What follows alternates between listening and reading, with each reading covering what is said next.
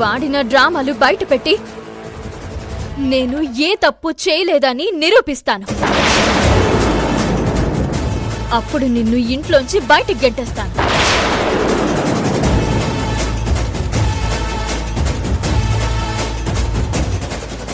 Court నాకు నెల రోజులు టైం ఇచ్చుండొచ్చు, కానీ వారం రోజుల్లోనే నిన్ను బయటికి గెంటేయకపోతే నా పేరు కావేరే కాదు. ఏంటమ్మాయి, నువ్వు తప్పు చేసి మమ్మల్ని బెదిరిస్తున్నావు? చంపేస్తాను. ఇంకొక్కసారి ఆ మాట అన్నావంటే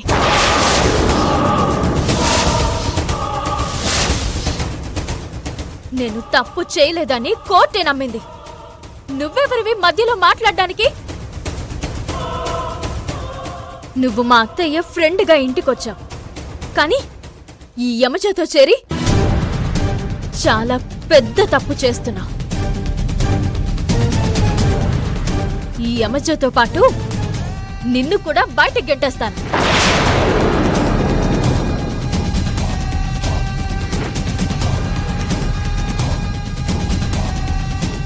అత్తయ్య, నేనే తప్పు చేయలేదని నిరూపించుకుని తీరుతాను. నన్ను ఆశీర్వదించండి.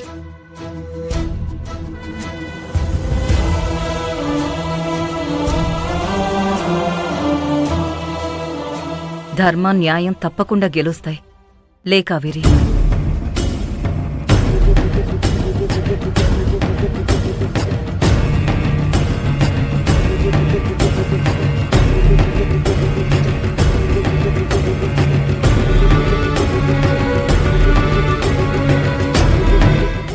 కాకి, రా లోపలికి. అన్నీ, ఇది నీ ప్రాణం. నా బతుక్కి నువ్వు పెట్టిన భిక్ష. కావేరి పొన్నుకి సాయంగా ఉండాలని వచ్చాను, కాని నిన్ను బాధ పెట్టాలని కాదు. నువ్వు వద్దని చెప్తే నేనిప్పుడే వెనక్కెళ్ళిపోతాను. కాకి, నిన్ను వెనక్కి వెళ్ళిపోమనేంత దుర్మార్గురాల్ని కాదు. నువ్వు మాకెంతో హెల్ప్ చేశావు. నువ్వు లేకుండా మేం లేం. లోపలికి రా కాకి. అన్నీ, కాకి, ఇప్పుడు నీ మనసులో ఉంది, నా మనసులో ఉంది ఒక్కటే. అదే జరగాలని దేవుణ్ణి కోరుకుందాం. అన్నీ, కావేరి ఏ తప్పు చేయలేదని నీకు తెలుసు, నాకు తెలుసు. కాని ఆ విషయం అర్జున్ బాబు ఒప్పుకోవడం లేదు. అందుకు కారణం ఈ రెండు దుష్ట శక్తులే. వాళ్లే ఈ ఇంటికి పట్టిన పీడ. త్వరలోనే కావేరి నిజం నిరూపిస్తుంది, వీళ్లను బయట గెంటేస్తుంది. నీ ఇల్లు మళ్ళీ కళకళలాడుతుందన్నీ.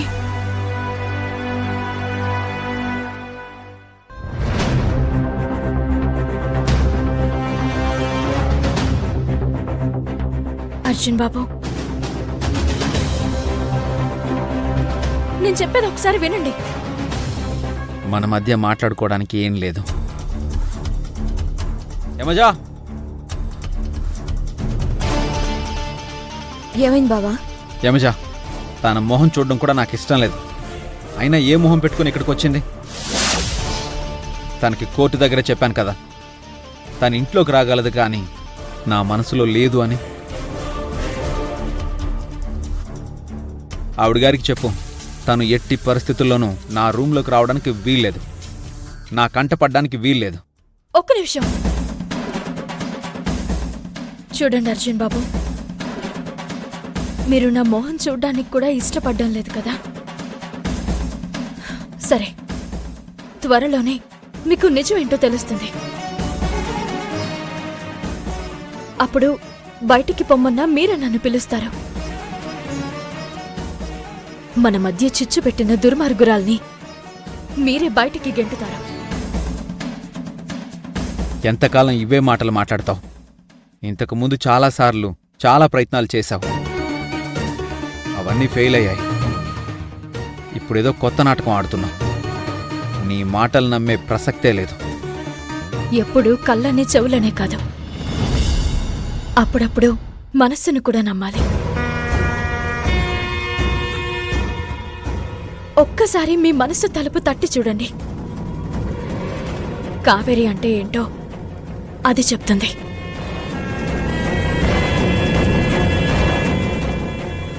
నీ నిజ స్వరూపమేంటో త్వరలోనే బయట పెడతాను.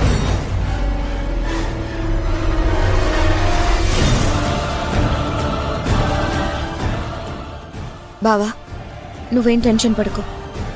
ఆ కావేరి కావాలని ఇలా డ్రామాలాడుతుంది. ఇంకా ఏం సాధించాలనుకుంటుంది యమజ?